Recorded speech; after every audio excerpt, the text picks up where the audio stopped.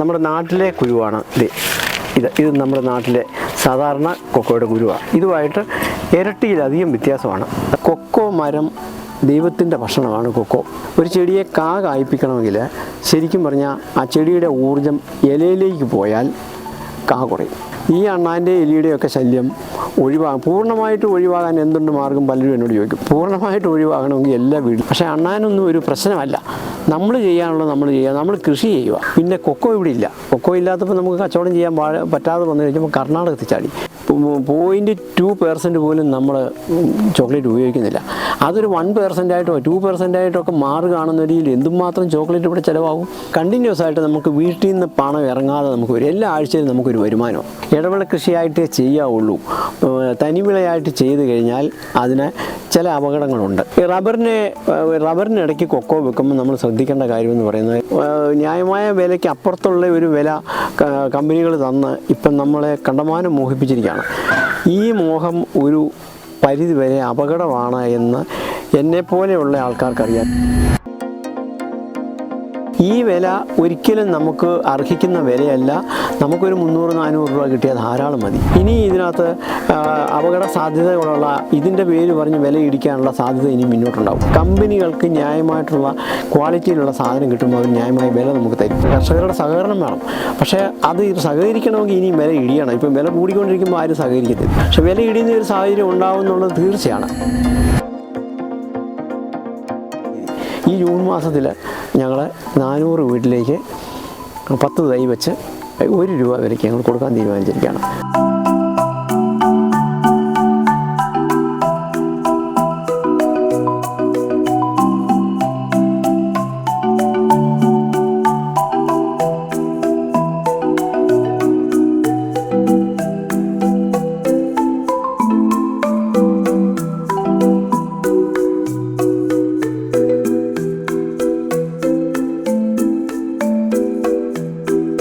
തിരുവനന്തപുരത്ത് ആദ്യമായി millet വിഭവങ്ങൾക്കായുള്ള exclusive റെസ്റ്റോറന്റായ മില്ലറ്റോ കഫേയുടെ ആദ്യ ഔട്ട്ലെറ്റ് സ്റ്റാച്യു പ്രസ് റോഡിൽ ആരംഭിച്ചിരിക്കുന്നു. Milleto cafe, press road, statue, Thiruvananthapuram.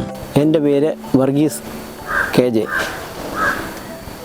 ഞാൻ കഴിഞ്ഞ 45 വർഷമായിട്ട് കൊക്കോ മേഖലയിലും കൊക്കോ കൃഷിയിലും കൊക്കോ വ്യവസായത്തിലുമായിട്ട് പ്രവർത്തിക്കുന്നു. നമ്മൾ പുതുതായി ഡെവലപ്പ് ചെയ്തൊരു ചെടിയാണ് CT40 കൊക്കോ. ആ CT40യുടെ പ്രത്യേകത എന്ന് പറയുന്നത് ഇതിൻ്റെ കുരുവിൻ്റെ വലിപ്പം കണ്ടോ.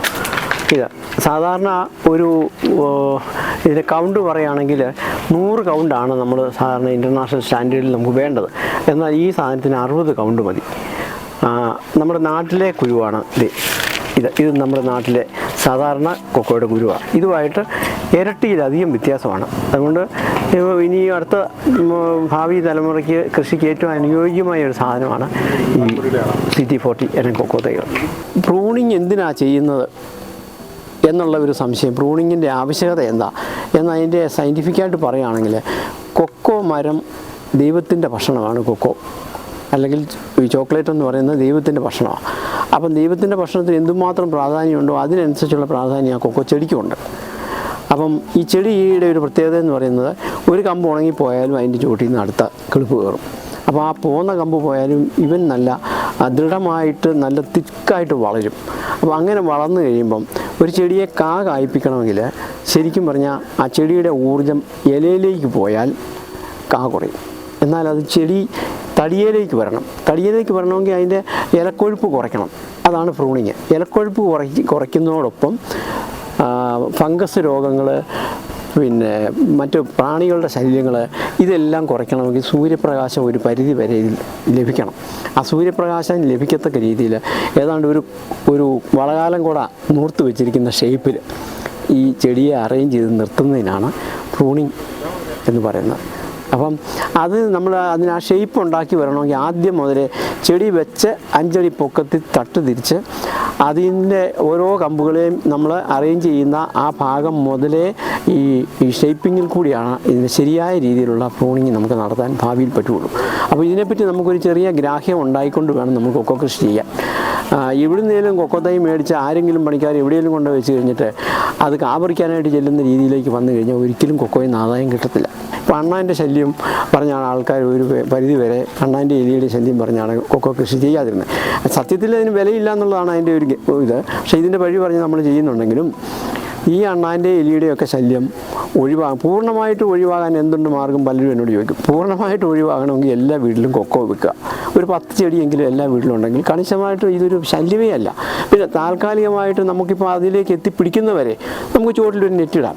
ഇപ്പോൾ റംബൂട്ടാൻ്റെ പിന്നെ കാപറിക്കണമെന്നുണ്ടെങ്കിൽ വലയിടണം, റബ്ബർ വെട്ടണമെന്നുണ്ടെങ്കിൽ ഷെയ്ഡ് കൊടുക്കണം എന്ന് പറഞ്ഞ പോലെ ഇത്രയൊന്നും കഷ്ടപ്പാടില്ലാതെ ചുമ്മാ ഒരു ഗാർഡൻ നെറ്റ് ചുവട്ടിലോട്ട് ഇട്ട് കഴിഞ്ഞാൽ അതേ വീഴുന്ന കൊക്കോയ്ക്കും കിലോയ്ക്ക് 1000 രൂപ വരെ കിട്ടി.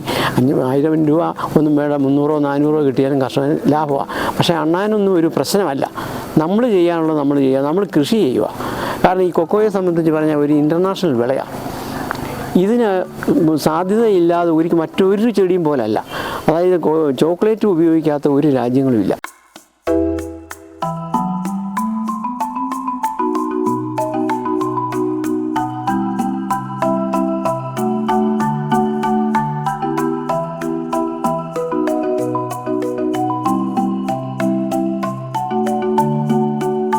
ആദ്യകാലങ്ങളിൽ കൊക്കോയ്ക്ക് വില കിട്ടി. അത് കഴിഞ്ഞ് റബ്ബറിന് വില കൂടിക്കഴിഞ്ഞപ്പോഴത്തേന് കൊക്കോയുടെ വില പര്യാപ്തമാകാതിരിക്കുകയും കൊക്കോയെ ഉപേക്ഷിച്ചുകൊണ്ട് എല്ലാവരും റബ്ബറിലേക്ക് വരികയും ചെയ്തു. കഴിഞ്ഞ 25-30 വർഷമായിട്ട് കർഷകർക്ക് ന്യായമായിട്ടുള്ള വില കിട്ടുന്നില്ല. അവർ പാടെ ഉപേക്ഷിച്ച് അവർ റംബൂട്ടാനിലേക്കും മറ്റ് കൃഷിയിലേക്കും പോയി.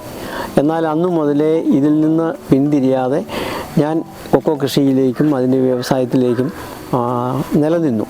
അതിന് കാരണം എന്താണെന്ന് ചോദിച്ചാൽ, ഞാൻ കർണാടകത്തിൽ ക്യാംഗോ എന്ന് പറയുന്ന കമ്പനിയുടെ കീഴിൽ, അതായത് കാഞ്ഞിരപ്പള്ളി ബാങ്കിൽ 16 കൊല്ലം ക്യാംഗോയുടെ ഏജൻസിയായിട്ട് വർക്ക് ചെയ്തിരുന്നു. അപ്പോൾ അത് കഴിഞ്ഞ് ഈ കൊക്കോ ആയിട്ടുള്ള ബന്ധം, ബാങ്കുമായിട്ടുള്ള ബന്ധം വിട്ട് കഴിഞ്ഞപ്പോൾ ഞങ്ങൾ വെളിയിൽ ചാടി.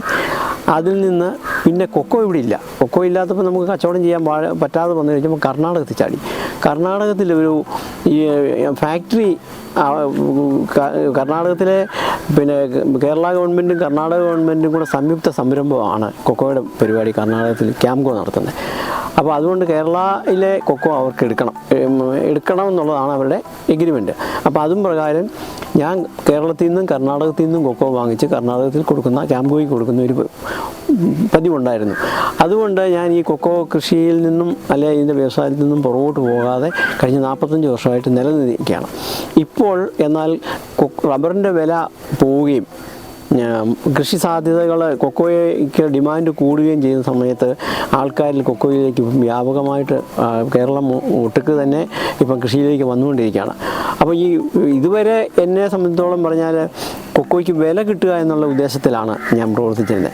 കാരണം ഞങ്ങളൊരു 10 വർഷം മുമ്പ് ഒരു കൊക്കോ ഉൽപ്പാദക സഹകരണ സംഘം എന്നൊരു സൊസൈറ്റി ഇവിടെ ഉണ്ടാക്കി കർഷകർക്ക് നല്ല തൈകൾ വിതരണം ചെയ്ത് അവരോട് കൊക്കോ മേടിച്ച് റൂട്ട് കളക്ഷൻ നടത്തി ഞാനിപ്പോൾ നല്ല കമ്പനികൾക്ക് കൊടുത്തുകൊണ്ടിരിക്കുകയാണ്. അമേരിക്കയ്ക്ക് വരെയും എനിക്ക് അയക്കാനുള്ള അവസരം എനിക്കുണ്ടായി. എന്നാൽ ഈ കൊക്കോയ്ക്ക് ഇതുപോലെ ഒരു ന്യായമായ വിലയ്ക്ക് അപ്പുറത്തുള്ള ഒരു വില കമ്പനികൾ തന്ന് ഇപ്പം നമ്മളെ കണ്ടമാനം മോഹിപ്പിച്ചിരിക്കുകയാണ്. ഈ മോഹം ഒരു പരിധി വരെ അപകടമാണ് എന്ന് എന്നെപ്പോലെയുള്ള ആൾക്കാർക്കറിയാം. കാരണം പുതിയ ഒരുപാട് കമ്പനികൾ വന്നതുകൊണ്ടാണ് ഇപ്പം നിലവിലുള്ള കമ്പനികൾക്ക് ചൊവ്വേ നേരെ കിട്ടുന്നില്ല അവർക്ക്. പിന്നെ പലവിധ കാരണങ്ങളാൽ കാലാവസ്ഥാ വ്യതിയാനം കൊണ്ടും മറ്റ് കൃഷികൾ പഴയ ചെടികൾ പ്രായം ചെന്ന് കഴിഞ്ഞപ്പോൾ അതിന് ഉൽപ്പാദനം കുറയുകയൊക്കെ ചെയ്ത് കഴിഞ്ഞപ്പോൾ ലോകത്തിലെ ലഭ്യത കുറഞ്ഞു. അപ്പോൾ അത് കാരണം ഇനിയിപ്പം ഇന്ത്യയിലാണ് കൊക്കോയ്ക്ക് വളരെ സാധ്യതയുള്ളത്. ഈ വില ഒരിക്കലും നമുക്ക് അർഹിക്കുന്ന വിലയല്ല. നമുക്കൊരു 300-400 രൂപ കിട്ടിയാൽ ധാരാളം മതി. അപ്പോൾ ഇത്രയും വില വന്നിട്ടുണ്ട്, ആൾക്കാർക്കൊരു മോഹം കൊടുത്തിട്ടുണ്ടെങ്കിൽ ഇതിൽ നിന്ന് ഒരു പരിധി കൂടുതൽ പുറകോട്ട് പോകാതിരിക്കാൻ ഈ മണിമല കൊക്കോ ഉൽപ്പാദക സംഘം ചില പദ്ധതികൾ ആവിഷ്കരിച്ചിട്ടുണ്ട്. അതായത് ഏറ്റവും കാര്യം ഇവിടെ കൃഷി കൂടിക്കഴിയുമ്പം നിലവിലുള്ള അവസ്ഥ എന്ന് പറയുന്നത് ഇവിടെ പിന്നെ ഗുണനിലവാരമില്ലാത്ത കൊക്കോയാണ് കേരളത്തിൽ ഉൽപ്പാദിപ്പിക്കപ്പെടുന്നത്. അതായത് ഫെർമെൻറ്റ് ചെയ്ത് ആരും തന്നെ കൊക്കോ ഉണ്ടാക്കുന്നില്ല. ഫെർമെൻറ്റേഷൻ നടക്കണമെങ്കിൽ മിനിമം ഒരു 50 കിലോ 100 കിലോ കൊക്കോ ഉണ്ടെങ്കിൽ ഫെർമെൻറ്റേഷൻ പ്രോസസ്സ് നടക്കുകയുള്ളൂ. ചുമ്മാ ചാക്കി കെട്ടി വെച്ചിട്ട് അതിൻ്റെ കളർ മാറിയിട്ട് കാര്യമില്ല. അപ്പം നല്ല ചോക്ലേറ്റ് കമ്പനികൾക്ക് സാധനം വേണമെങ്കിൽ, ചോക്ലേറ്റ് ഉണ്ടാക്കണമെങ്കിൽ ഫെർമെൻറ്റഡ് ബീൻസ് വേണം. അപ്പോൾ ഫെർമെൻറ്റഡ് ബീൻസ് ഇവിടെ ലഭ്യമല്ല. അപ്പം കർഷകരെ എങ്ങനെയാണ് ഫെർമെൻറ്റഡ് ബീൻസ് ഉണ്ടാക്കുന്നതെന്നും അതെങ്ങനെ അതിൻ്റെ ക്വാളിറ്റിയെ പറ്റി പഠിപ്പിക്കാനും അതിൻ്റെ കൃഷി രീതികൾ പഠിപ്പിക്കുക എന്നുള്ള ഉദ്ദേശത്തോടു കൂടിയാണ് ഈ കൊക്കോ ഉൽപ്പാദക സംഘം നിലവിൽ രൂപം കൊണ്ടിരിക്കുന്നത്. ഇനി ഇതിനകത്ത് അപകട സാധ്യതകളുള്ള ഇതിൻ്റെ പേര് പറഞ്ഞ് വില ഇടിക്കാനുള്ള സാധ്യത ഇനി മുന്നോട്ടുണ്ടാവും. അപ്പോൾ അങ്ങനെയൊരു സാധ്യതകളെ നമ്മൾ മാറ്റി നിർത്തിക്കൊണ്ട് കർഷകരെ ഒരു കൂട്ടായ്മയുടെ ഭാഗമായിട്ട് കൊണ്ട്, അതായത് ഇപ്പോൾ ഒറ്റയ്ക്ക് ചെയ്യാൻ പോയാൽ 5 കിലോ 10 കിലോ ഉള്ള ഫെർമെൻറ്റ് ചെയ്യാൻ പറ്റില്ല. അപ്പോൾ ഒരു ഗ്രൂപ്പാക്കി അവരുടെ പച്ചക്കറി നമ്മൾ സംഘടിപ്പിച്ചുകൊണ്ട് അത് നമ്മൾ ഒരുമിച്ച് ഒരു പോയിന്റിൽ ഫെർമെൻറ്റ് ചെയ്ത് അതിൻ്റെ ഗുണനിലവാരം നിലനിൽക്കത്തക്ക രീതിയിൽ നമ്മൾ ചെയ്യുന്ന ഒരു പ്രോസസ്സാണ് നമ്മളിപ്പോൾ ഈ കൊക്കോ ഉൽപ്പാദക സംഘം ചെയ്യാൻ ഉദ്ദേശിക്കുന്നത്. ഇത് കേരളത്തിൻ്റെ വിവിധ എല്ലാ ജില്ലകളിലും ഈ പരിപാടി കർഷകരെ കൂട്ടി നടത്തിക്കൊണ്ട് എൻ്റെ ഒരു മനസ്സിലിരിക്കുന്ന ഐഡിയ, നമ്മൾ കുമളിയിൽ ഒക്കെ ഏലക്കാലേലം ചെയ്യുന്ന പോലെ ഈ കൊക്കോ ഒന്ന് ബ്രാൻഡ് ചെയ്ത് ആ ബ്രാൻഡഡ് കൊക്കോ ലോകത്തിന് കാണിച്ചു കൊടുക്കുക. അതിൽ നല്ല കമ്പനികൾ അവർക്ക് നേരിട്ട് ഇടനിലക്കാരില്ലാതെ നേരിട്ട് ഈ ടെൻഡർ വഴി അവർക്ക് വിൽക്കാനുള്ള ഒരു പദ്ധതിയാണ് ഞങ്ങൾ ആവിഷ്കരിച്ചുകൊണ്ടിരിക്കുന്നത്. അപ്പോൾ അങ്ങനെ വരുമ്പോൾ ഇതിനകത്തുള്ള ഗുണം എന്താണെന്ന് വെച്ചാൽ കമ്പനികൾക്ക് ന്യായമായിട്ടുള്ള ക്വാളിറ്റിയിലുള്ള സാധനം കിട്ടുമ്പോൾ അവർ ന്യായമായ വില നമുക്ക് തരും. അത് കർഷകരുടെ സഹകരണം വേണം. പക്ഷേ അത് സഹകരിക്കണമെങ്കിൽ ഇനിയും വില ഇടിയണം. ഇപ്പം വില കൂടിക്കൊണ്ടിരിക്കുമ്പോൾ ആരും സഹകരിക്കത്തില്ല. പക്ഷെ വില ഇടിയുന്ന ഒരു സാഹചര്യം ഉണ്ടാവും എന്നുള്ളത് തീർച്ചയാണ്.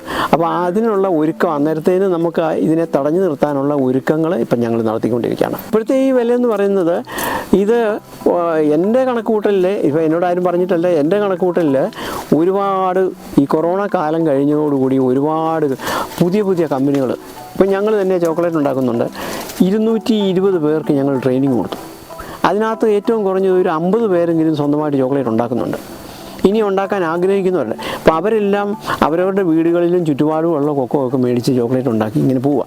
അപ്പോൾ ഇതല്ലാതെ ഇതിൻ്റെ ഇടത്തരക്കാരല്ലാതെ വൻകിട കമ്പനികൾ തന്നെ പലരും ഇനി രംഗത്തുണ്ട്. അപ്പോൾ ഇവർക്കെല്ലാം ആവശ്യമുള്ള ഉൽപ്പന്നം ഇവിടെ ഇല്ല. അപ്പോൾ അങ്ങനെ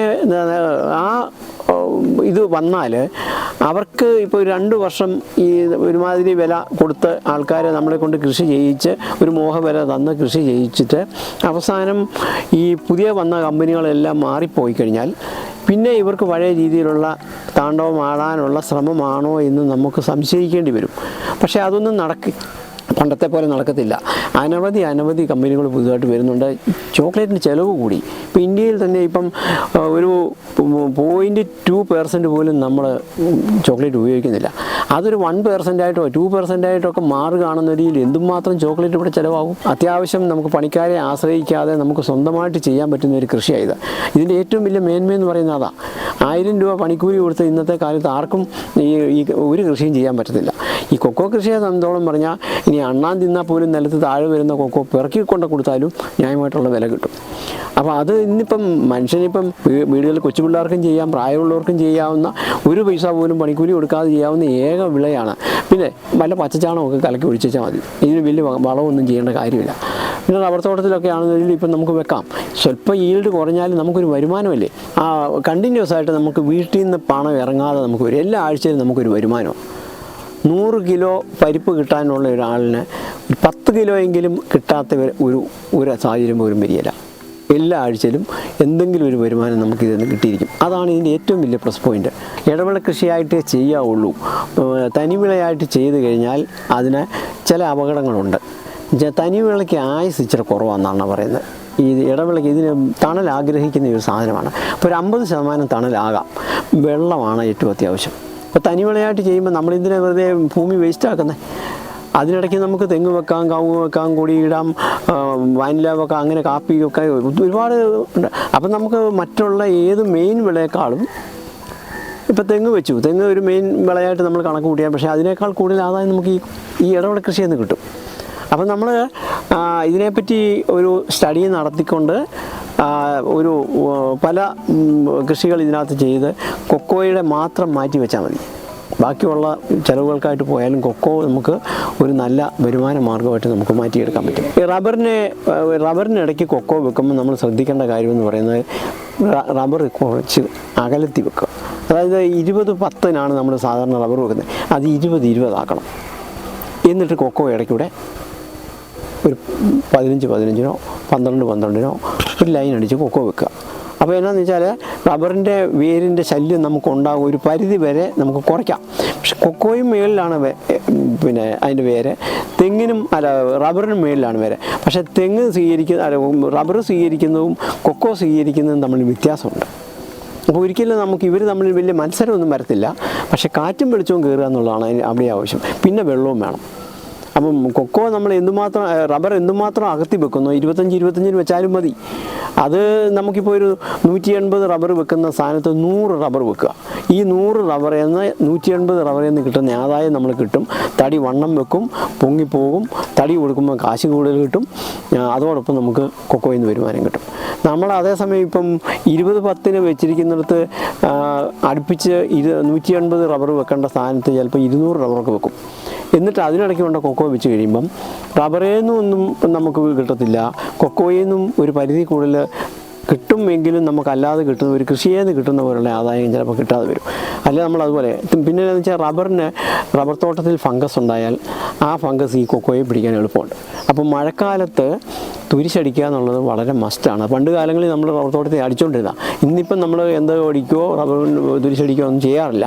പക്ഷേ നമ്മൾ അഡ്വാൻസ് ആയിട്ട് തന്നെ, അതായത് ജൂൺ 15 മഴ കനക്കുന്നെങ്കിൽ ജൂൺ 1 തീയതി നമ്മൾ തുരിശടിച്ചിരിക്കണം. അതായത് രോഗം വരുന്നതിന് മുമ്പേ, ഈ കാ കറുത്ത് പോവുകയാണ് ഈ രോഗം. ഈ കായ കറുപ്പ് പിടിച്ചു കഴിഞ്ഞിട്ട് തുരിശടിക്കാൻ ചെല്ലുന്നതിനേക്കാൾ നല്ലത് ഇത് നമ്മൾ മുന്നേ കണ്ടുകൊണ്ട് ഒരു 15 ദിവസം മുമ്പേ തുരിശടിക്കുക. അപ്പോൾ രോഗം അവിടെ മാറി നിൽക്കും, ഒരു പരിധി വരെ നമുക്ക് കുറയ്ക്കാം. ഇനി ഇതിനെ രക്ഷിക്കാൻ വേറൊരു മാർഗമുണ്ട്. റബ്ബർ തോട്ടത്തിലായാലും തനിവിളയായാലും ഇടവിളയായാലും കൊക്കോയ്ക്ക് ജനുവരി 15 കൊക്കോയ്ക്ക് വെള്ളം കൊടുക്കണം.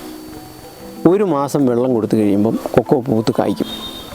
ഒരു വിരൽ പരുവത്തിലായി കഴിഞ്ഞാൽ, അതായത് ജനുവരി 15 കൊടുത്താൽ ഫെബ്രുവരി 15, ഫെബ്രുവരി 30, ഫെബ്രുവരി 28 നമുക്ക് കായാകും. ഈ കായാകുന്ന കായെ നമ്മൾ ഒരു മാസം കൂടെ 1 ദിവസം നനച്ചാൽ മതി. മറ്റേ 30 അടുപ്പിച്ച് നനയ്ക്കണം. അത് കഴിഞ്ഞ് 1 ദിവസം നനം കൊടുത്താൽ ഫെബ്രുവരി മാർച്ച് പകുതിയാകുമ്പോഴത്തേന് നമുക്ക് വേനൽ മഴ ലഭിക്കും. അപ്പോൾ 1-2 മാസത്തേക്കേ നമുക്ക് ജലസേചനത്തിൻ്റെ ആവശ്യം വരുന്നുള്ളൂ. ആ സമയത്ത് കൊക്കോ നല്ലപോലെ പൂത്ത് കായ്ച്ച് അത് ജൂൺ 30 നല്ലൊരു കാവലം നമുക്ക് കിട്ടും. ആ സമയത്തുള്ള പ്രത്യേകത എന്ന് പറയുന്നത് കേട് കുറവായിരിക്കും, നമുക്ക് ഉണങ്ങാൻ എളുപ്പമുണ്ട്, കൈകാര്യം ചെയ്യാനെല്ലാം എളുപ്പമുണ്ട്. ഈ വെള്ളം കൊടുക്കുന്ന ഒരു പ്രശ്നം മാത്രമേ ഉള്ളൂ. അപ്പോൾ ഏതാണ്ട് ഒരു കൊക്കോയിൽ നിന്ന് ഒരു വർഷം കിട്ടാവുന്നതിലെ 60% ആദായം നമുക്ക് ആ സമയത്ത് എടുക്കാം.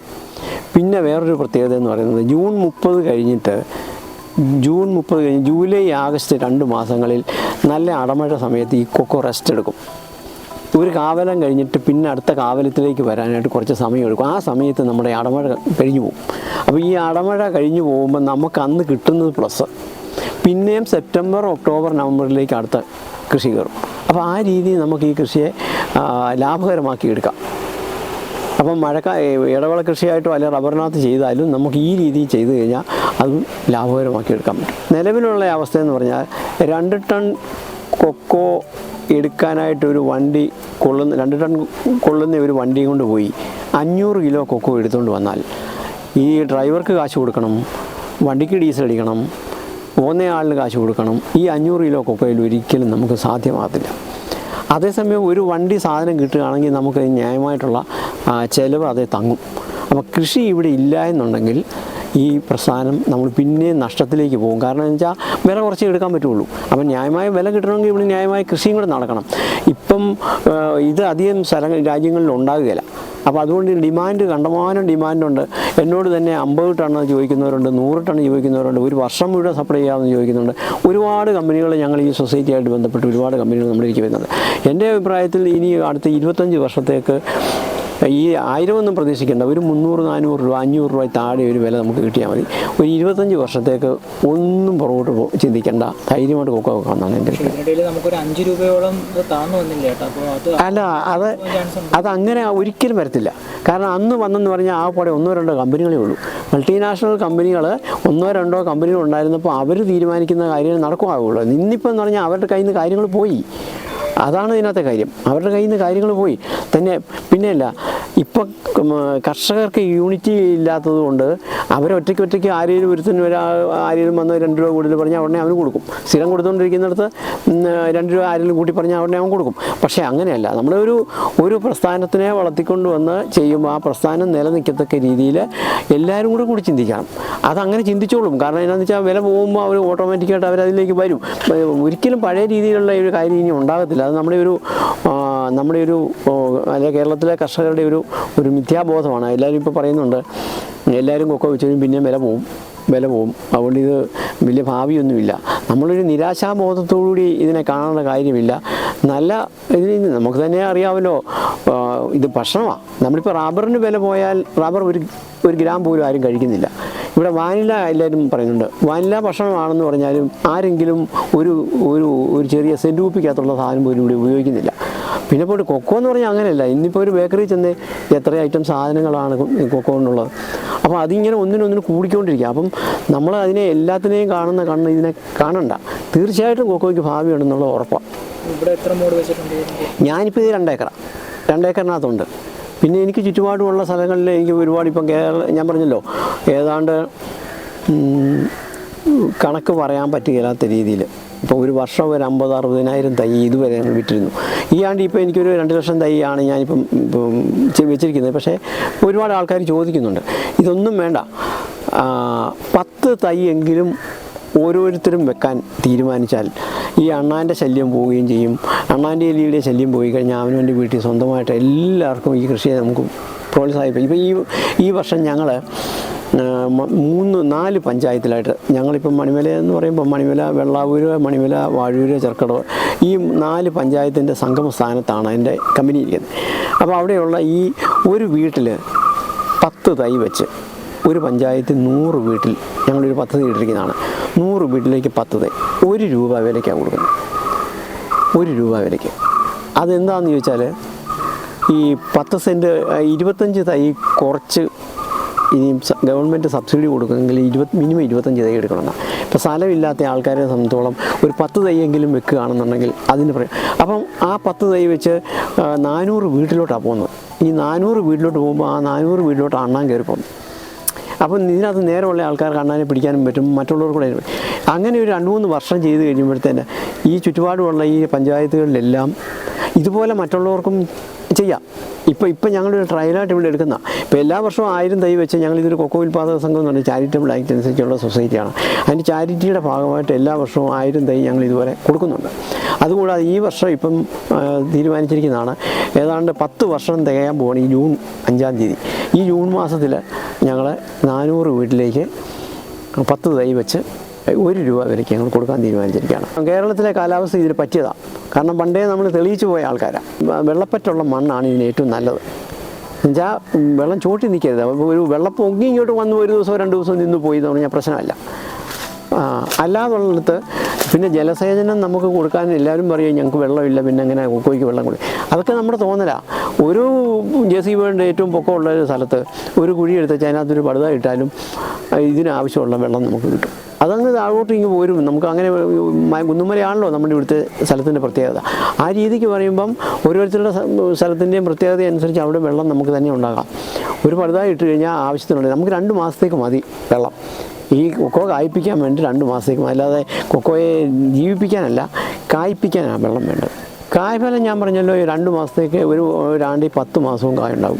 ഏറിയും കുറഞ്ഞിരിക്കും. പ്രൂണിങ് എന്ന് പറയുന്നത് ഇപ്പോൾ അതായത് ഈ 2 പ്രാവശ്യം എന്ന് പറയുന്നത് ഉണക്കിൻ്റെ സമയത്ത് ഉണക്കേക്കാതിരിക്കാൻ വേണ്ടിയിട്ടാണ് പറയുന്നത്. ഇതേ നമ്മൾ ഏത് സാധനമാണെങ്കിലും നിറയെ ഇലയായിട്ട് നിൽക്കുന്ന ഒരു സാധനത്തിനെ നമ്മൾ വേനൽക്കാലത്ത് പോയി വെട്ടിക്കളഞ്ഞാൽ അതിന് ഉണക്കേക്കും. ആ ഉണക്കേക്കുന്നതിന് മുമ്പായിട്ട്, അതായത് മഴ തീരുന്ന സമയത്ത് ഇതിന് മുമ്പായിട്ട് ഉണക്കേക്കുന്നതിന് മുമ്പായിട്ട് തന്നെ നമ്മൾ അറേഞ്ച് ചെയ്യണം. സ്ഥിരമായിട്ട് ചെയ്തുകൊണ്ടിരിക്കുകയാണെങ്കിൽ വലിയ പണിയില്ല. കാരണം ഒരു 5 വർഷം നമ്മൾ സ്ഥിരമായിട്ട് പ്രൂണിങ് എല്ലാം നടത്തുകയാണെങ്കിൽ അതിൻ്റെ ഇല വരവ് കുറവായിരിക്കും.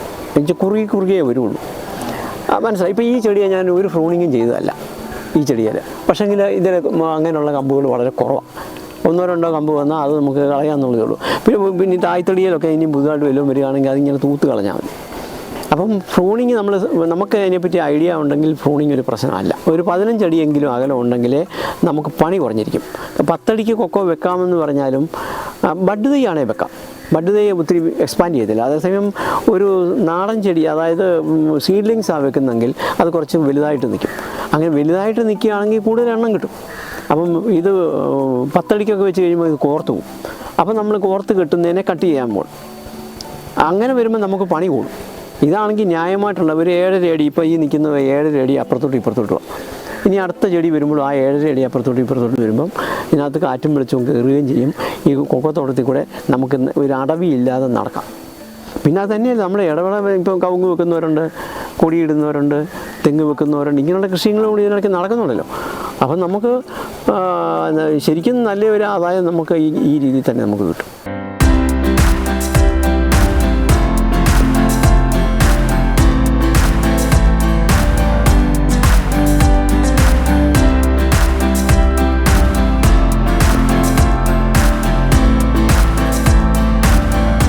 കൊക്കോ കൃഷി ചെയ്യാൻ ആഗ്രഹിക്കുന്ന ആൾക്കാർക്ക് ഈ ഫാമിൽ വരാനും എപ്പം വെളിയിലും വന്ന് കൃഷി രീതികൾ പഠിക്കാനും വിളിച്ചിട്ട് വന്നാൽ മതി. അതിനുള്ള അവസരമുണ്ട്. കൊക്കോ കായ്ച്ചു കിടക്കുന്നതും അതിൻ്റെ സംസ്കരണം, വിപണനം, ഇങ്ങനെയുള്ള കാര്യങ്ങളിലെല്ലാം നമുക്ക് ആൾക്കാർക്ക് അവയർനെസ് കൊടുക്കുന്നുണ്ട്. ഞങ്ങൾ ഇവിടെ കഴിഞ്ഞ 45 വർഷമായിട്ട് കൊക്കോ മേടിച്ച് ഇവിടെ തന്നെ സംസ്കരിച്ച് ഇവിടെ നിന്ന് തന്നെ കയറ്റിവിടുന്നൊരു പ്രക്രിയയാണ് ഇവിടെ നടക്കുന്നത്. അതോടൊപ്പം ഇപ്പം മൂല്യവർദ്ധിത ഉൽപ്പന്നങ്ങളിലേക്കും കൂടെ കടന്നിരിക്കുകയാണ്. ചോക്ലേറ്റ്, കൊക്കോ ലിക്കർ, വിനാഗിരി, വൈന്, ഒരുപാട്. നമ്മൾ തെങ്ങ് പോലെ തന്നെ, തെങ്ങിൻ്റെ കൽപ്പവൃക്ഷം എന്ന് പറഞ്ഞ പോലെ തന്നെ ഒരു വൃക്ഷമാണ് കൊക്കോ. അപ്പോൾ അതിൻ്റെ കാര്യങ്ങൾ മുഴുവൻ വന്ന് ഈ പലരും എന്നോട് ചോദിക്കുന്നുണ്ട്, കൊക്കോ തൈ അയച്ചു കൊടുക്കാവോ, അല്ലെങ്കിൽ നിങ്ങൾക്ക് ഡെലിവറി ഉണ്ടോ? സത്യത്തിൽ അത് നമുക്കതിനെക്കുറിച്ച് അറിയാൻ മേലാഞ്ഞിട്ടാണ്. കൊക്കോ കൃഷിയെപ്പറ്റി നമുക്കൊരു ബോധ്യമില്ലാതെ കൊക്കോ വെക്കരുത്. കാരണം ഒരിക്കലും അതിൽ നിന്ന് കാഫലം കിട്ടത്തില്ല. കിട്ടിയാൽ തന്നെ അത് 1-2 വർഷത്തേക്കൊക്കെ നിൽക്കും. അത് കഴിഞ്ഞ് നീണ്ടൊരു ഇത് കിട്ടത്തില്ല. അതുകൊണ്ട് കൊക്കോ വെക്കാൻ ആഗ്രഹിക്കുന്നവർ നേരിട്ട് തന്നെ വന്ന് ഈ കൃഷി രീതികൾ പഠിച്ചിട്ട് മാത്രമേ വെക്കാവുള്ളൂ. അല്ലെങ്കിൽ നമ്മൾ ആ ചെയ്യുന്നത് വെറുതെ ആയിപ്പോവും. അതുകൊണ്ട് ഇപ്പോൾ ഈ ജൂൺ ജൂലൈ മാസങ്ങളിലാണ് നമ്മൾ അടമഴയത്തെ സമയത്തിന് മുമ്പായിട്ടോ അല്ലെങ്കിൽ അടമഴ മാറിയിട്ടോ, ഇപ്പോൾ നമ്മൾ തൈ കൊണ്ടുപോയി അവിടെ വെച്ചിട്ട് ആ സമയം നോക്കണം. ഇപ്പോൾ കാലാവസ്ഥയ്ക്ക് ഒത്തിരി മാറ്റങ്ങൾ അങ്ങോട്ടും ഇങ്ങോട്ടും ഉള്ളതുകൊണ്ട് അതിൻ്റെ സാഹചര്യം അനുസരിച്ച് നമ്മൾ ഏതായാലും ഈ ജൂൺ മാസത്തിലാണ് നമ്മൾ തൈ വെക്കേണ്ടത്.